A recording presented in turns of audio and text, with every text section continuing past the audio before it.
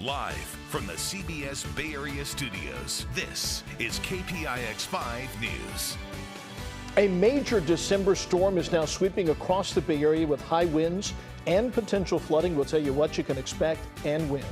Hundreds of people gather in Oakley to remember a young woman who disappeared and then was found dead months later, but her family is still seeking. And the daughter of House Speaker Nancy Pelosi opens up about the attack on her father at her parents' home. We have a preview of the full interview airing this weekend on CBS. Good morning. It is Saturday, December 10th. Thank you so much for joining us. I'm Devin Feely.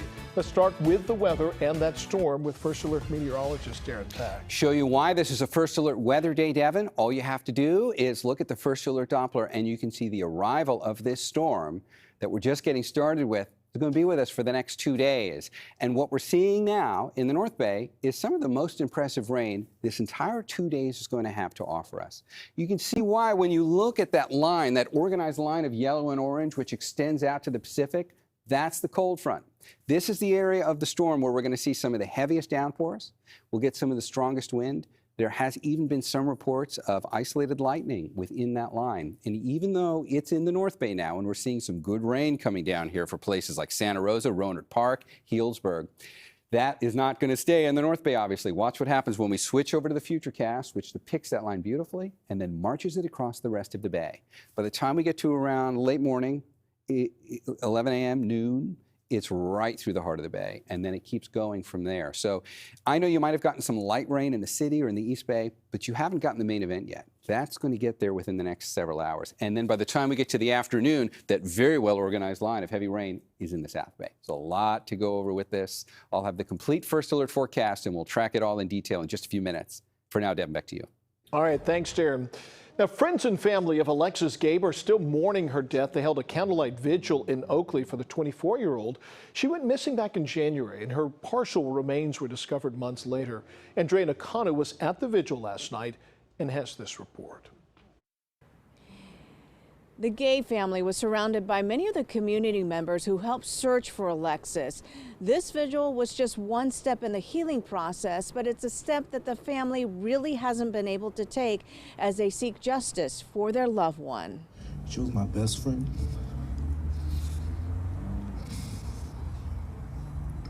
And I miss her every day. On a cold Friday night, the family was comforted by the hundreds that gathered at the vigil for Alexis Gabe. It's been really hard for us, but what gives us comfort is the love and support from this community. The Oakley woman disappeared in January of this year. After an exhaustive search, her partial remains were found in Amador County just about a month ago. When we went to that place where they found her remains, it was very heartbreaking.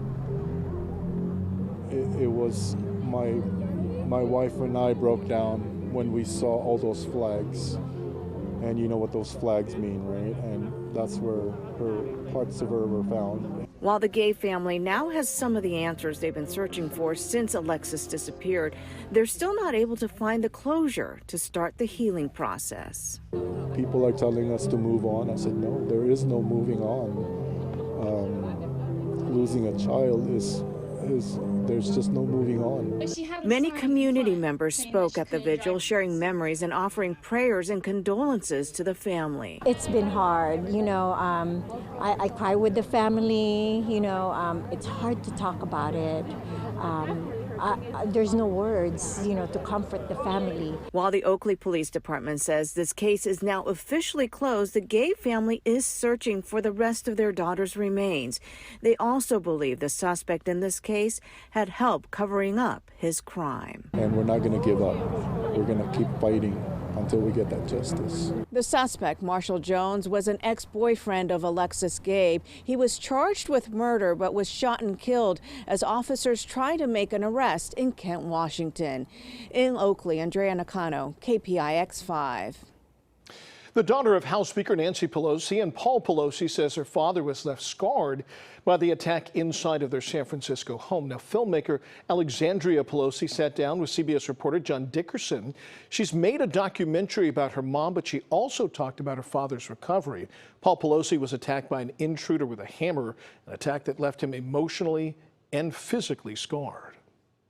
How's your dad doing now? He's getting better every day. Thank you for asking. The scars are healing. I mean, he looks like Frankenstein. The scars are healing, but I think the emotional scars, I don't know if those ever heal. I mean, that's tough. It's really tough. I don't think it's okay for an 82-year-old man to be attacked in his home in the middle of the night because of whatever his wife does for work. You can watch the full interview on CBS Sunday mornings at 7 a.m. tomorrow right here on KPIX 5.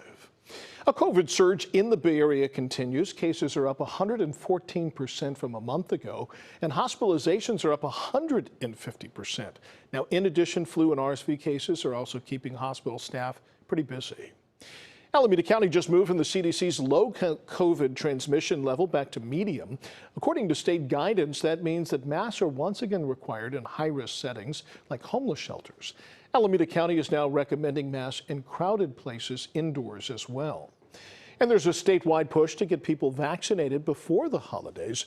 Vaccine clinics will be open in 7 Bay Area counties today. Some will offer food and toy giveaways along with the shots.